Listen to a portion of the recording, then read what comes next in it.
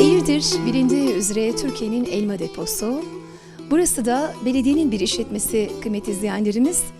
Yok. Neden yok? Elmanın her şeyini yapmışlar. Çikolatasından çayına kadar her şey mevcut.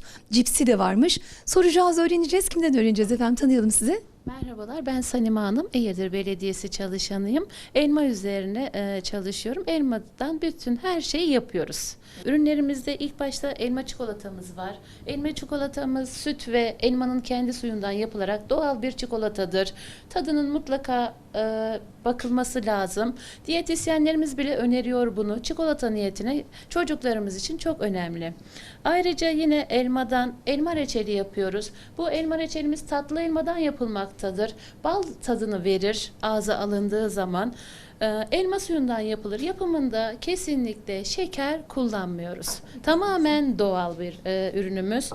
Yine elmamızın ekşisinden de ekşi elma reçeli yapıyoruz. Bunları şeker hastaları özellikle tercih ediyorlar. Gelen müşterilerimiz sağ olsun çok beğenerek alıyorlar. Bu da güzel bir ürün. Ayrıca bir de bu yaptığımız elmaların kabuklarını boşa götürmeyerek geri dönüşüm yaparak sirke yapıyoruz. Elma sirkesi. Elmanın cipsisi. Evet. Gelen misafirlerimize bunları tanıtıyoruz, ikram ediyoruz. Efendim ben inanılmaz merak ediyorum elma çikolatası. Sizler için yiyeceğim, tadacağım. Mutlaka Eğirdir'den geçerken bu çikolatayı almadan gitmeyeceğinizi umuyorum. Bakalım.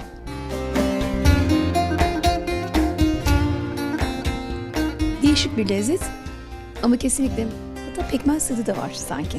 Değil mi? Pekmez tadı var, karamel tadı yoğun ama her şeyden önce sağlıklı ve katkılı değil.